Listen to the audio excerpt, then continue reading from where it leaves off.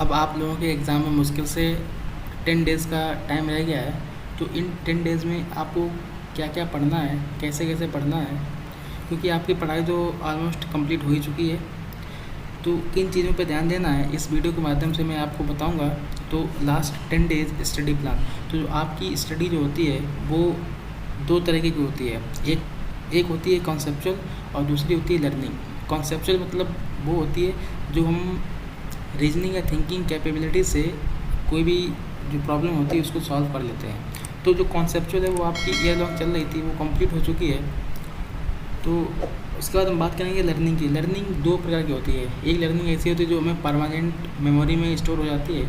एक लर्निंग ऐसी होती है जिसको हमें बार बार रिवाइज करना पड़ता है, जिसको हम टेम्पररी मेमोरी में स्टोर होती है, जो हम भूल जाते हैं। तो जो परमानेंट मेमोरी है, जैसे इसमें क्वेश्चन आप देख सकते हैं बायोलॉजी में, जो फादर ऑफ जेनेटिक्स कौन है, तो आप तुरंत बता देंगे father of genetics Gregor John Mendel ही है। उन्होंने किस पौधे पे काम किया था, तो आपको ये भी पता होगा कि पी पर काम किया था।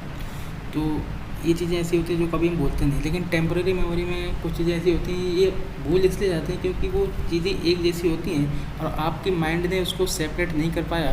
तो जब भी कोई क्वेश्चन आता है तो कंफ्यूज हो जाते हैं कि इसका आंसर कौन सा होगा। आपको जबकि याद दोनों चीज़ें हैं कि ये होगा या ये होगा, लेकिन कंफर्म याद नहीं होता है, उसको बोलते हैं हम टेम्पररी मेमोरी। तो भूल जाते हैं हम, उसको डिस्टिंग्विश नहीं कर पाते हैं कि इसका एग्जैक्ट आंसर क्या होगा। तो टेम्पररी मेमोरी में हम अब आपके 3 सब्जेक्ट होते हैं। तो 3 कौन कौन से हैं? फिजिक्स, केमिस्ट्री और तीसरा है बायोलॉजी। तो अब एक एक करके इसकी बात करेंगे। तो सबसे पहले फिजिक्स की बात करते हैं। तो फिजिक्स में जो मतलब फिजिक्स जो होती है उसमें कॉन्सेप्ट ज़्यादा होते हैं, लर्निंग बहुत ही कम होती है। तो कॉन्सेप्ट में अब आपको इसमें कौन कौन सी चीज़ें देखनी, क्योंकि न्यूमेरिकल जो थे वो अपने लगा चुके हैं और उसको लगाने की कोई ज़रूरत नहीं है। अब आपको अपने मार्क्स बढ़ाने हैं, तो उसके लिए सबसे पहले आपको एनसीईआरटी में जितने भी ग्राफ दिए हुए हैं, जैसे कि कंडक्टिविटी कंडक्सेंस के ग्राफ दिए हैं, तो उनको आप देख लीजिए, बना के देख लीजिए कौन सा ग्राफ किस में होगा, क्योंकि जब एग्ज़ाम में आएगा तो आप थोड़ा कन्फ्यूज हो जाएंगे। इसके अलावा फैक्ट बेस्ड क्वेश्चन होते हैं। फैक्ट में जैसे कि आपसे मतलब पूछ दिया कि निगेटिव टेम्परेचर कोएफिशिएंट किसका होता है रेजिस्टेंस में, तो यदि आपने पढ़ा होगा तो ही कर पाएंगे। तो इसलिए इन चीज़ों को देख लेना ज़रूरी है। जैसे कि 1 एस्ट्रोनॉमिकल यूनिट की वैल्यू क्या होती है, या उसकी डेफिनेशन ही पूछ दी क्या होता है, तो आप नहीं बता पाएंगे। इसलिए इन चीज़ों को देखना बहुत ही ज़रूरी है। इसके अलावा फार्मूले तो ज़रूरी हैं। फार्मूले जितनी यदि आपके फिंगर टिप्स पे होंगे तो उतनी जल्दी आपके न्यूमेरिकल्स फिजिक्स में लगेंगे, और फिजिक्स में जितनी जल्दी आप न्यूमेरिकल करेंगे उतना टाइम बचेगा, तो आप केमिस्ट्री एंड बायोलॉजी में दे पाएंगे। ये चीज़ें ऐसी हैं जो आपको दूसरों से अलग कर देंगी, क्योंकि पूरे साल न्यूमेरिकल तो सभी ने लगाए हैं, चाहे आप कोचिंग पढ़ते हों या ऑनलाइन पढ़ते हों, तो न्यूमेरिकल सभी ने लगाए हैं। लेकिन ये चीज़ें आपको इस दूसरों से अलग कर देंगी।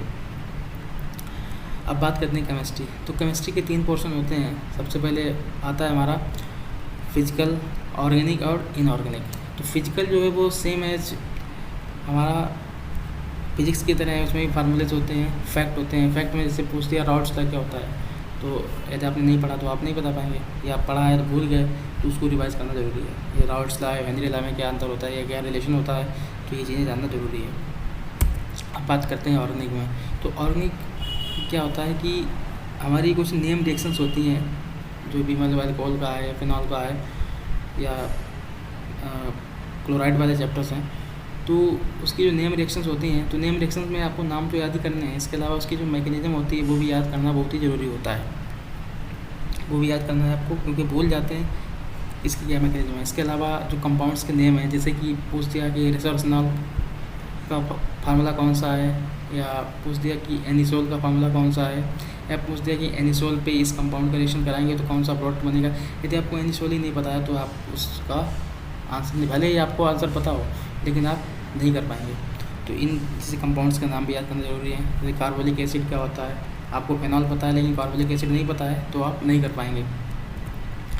इसके बाद पॉलीमर में चैप्टर में आपने पढ़ लिया होगा कई बार, लेकिन फिर भी भूल जाते हैं, क्योंकि उसमें एक जैसी चीज़ें होती हैं। तो इसको जब आप एग्ज़ाम देने जाएँ तो अब 10 दिन के टाइम में आप इसको पढ़ते रहें ताकि भूलें ना। Same as chemistry in everyday life भी, उसमें भी पूछ देते हैं कि ब्रॉड एक्सेप्टर में ब्रॉड स्पेक्ट्रम एंटीबायोटिक कौन सी है, नैरो स्पेक्ट्रम कौन सी है, लिमिटेड स्पेक्ट्रम कौन सी है, तो भूल जाते हैं, इसलिए इसको भी रिवाइज करना बहुत ज़रूरी है।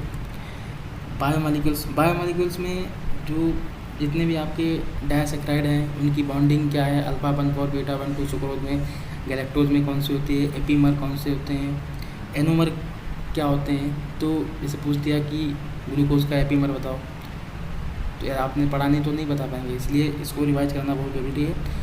दूसरी चीज़ ये है कि जो अमीनो एसिड टॉपिक है उसको बहुत ध्यान से पढ़ना है। अमीनो एसिड में आपको अमीनो एसिड के नाम पता है, लेकिन उसमें पूछ दिया कि जो टायरोसिन है उसको 3 लेटर सिंबल में कैसे रिप्रेजेंट करते हैं, या 1 लेटर सिंबल में कैसे रिप्रेजेंट करते हैं। यदि आपने नहीं पढ़ा है तो नहीं कर पाएंगे, और बहुत ही ईजी क्वेश्चन है। जैसे टायरोसिन को 1 लेटर में कैसे रिप्रेजेंट करते हैं, बाई से, और 3 लेटर में TR। उसी तरीके से जो हमारा ट्रिप्टोफैन है उसको हम करते हैं रिप्रेजेंट TRB 3 लेटर सिंबल है, और W जो है उसका 1 लेटर सिंबल है। तो ये चीज़ें आपको देख लेना है, याद कर लेना है।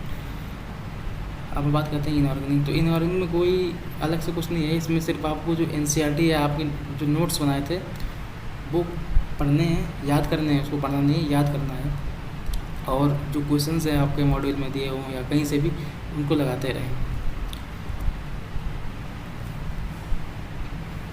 तो अब बायोलॉजी की बात करते हैं। बायोलॉजी में तो आपको ऑब्वियस है कि NCERT की पढ़नी है, लेकिन उसमें कैसे क्या पढ़ना है, क्या क्या किन किन चीज़ों पर इसमें फोकस करना है। तो पढ़ते जो आप पूरे साल से रहे हैं, लेकिन फोकस करने वाली कौन सी चीज़ें हैं, तो ये मैं बता रहा हूँ। तो जिसमें जो ऑल डेट्स इन NCERT, जैसे कि मेंडल ने अपना जो एक्सपेरिमेंट किया था वो किस ईयर से किस ईयर में किया था।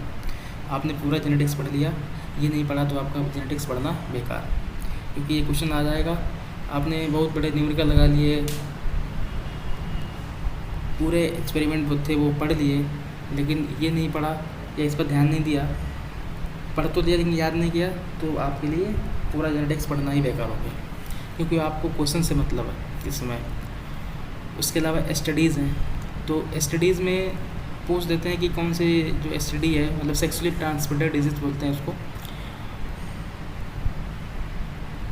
इसमें कौन सी इजीली क्यूरेबल है, कौन सी नहीं क्यूरेबल है। तो इस तरीके के क्वेश्चन आ जाते हैं। उसके बाद जैसे गिफ्ट है, जिप्ट है, IUT, ICSI, इसमें क्या क्या डिफरेंसेस हैं, क्योंकि जब क्वेश्चन आ जाता है तो हम कंफ्यूज होते हैं कि इसका आंसर गिफ्ट होगा या IUIT होगा, क्या होगा, तो इसमें कंफ्यूजन हो जाता है। इसके बाद हम बात करेंगे कि सेल डिवीजन की जो स्टेजेस होती हैं उस पर भी बहुत क्वेश्चन आते हैं, तो उसको बहुत ध्यान से पढ़ लेना है।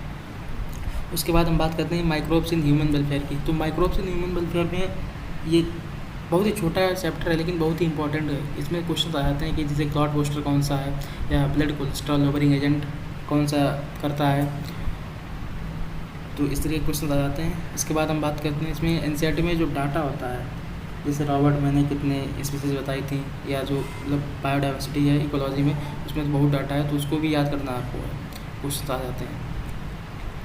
इसके बाद पूरी NCERT में साइंटिस्ट के नेम दिए हैं और उनके एक्सपेरिमेंट, जैसे मॉलिक्यूलर जेनेटिक्स जो है उसमें क्वेश्चन दिए हुए हैं कि इन्होंने एक्सपेरिमेंट ये किया था, जैसे कि जो DNA है वो सेमी कंजर्वेटिव मैनर में रेप्लिकेट करता है, तो इस एक्सपेरिमेंट को किसने किया था। तो इन चीज़ों पर भी ध्यान देना है, जैसे कि फादर ऑफ एक्सपेरिमेंटल जेनेटिक्स कौन है, तो ये सब NCERT में दिया हुआ आपको पढ़ना है। उसके अलावा सबसे इम्पॉर्टेंट चीज़ ये है कि आपको NCERT बायोलॉजी NCERT की किताब को छोड़ना नहीं है जब तक आप एग्ज़ाम सिटी में नहीं पहुंच जाते हैं। तो इस वीडियो में इतना ही, धन्यवाद।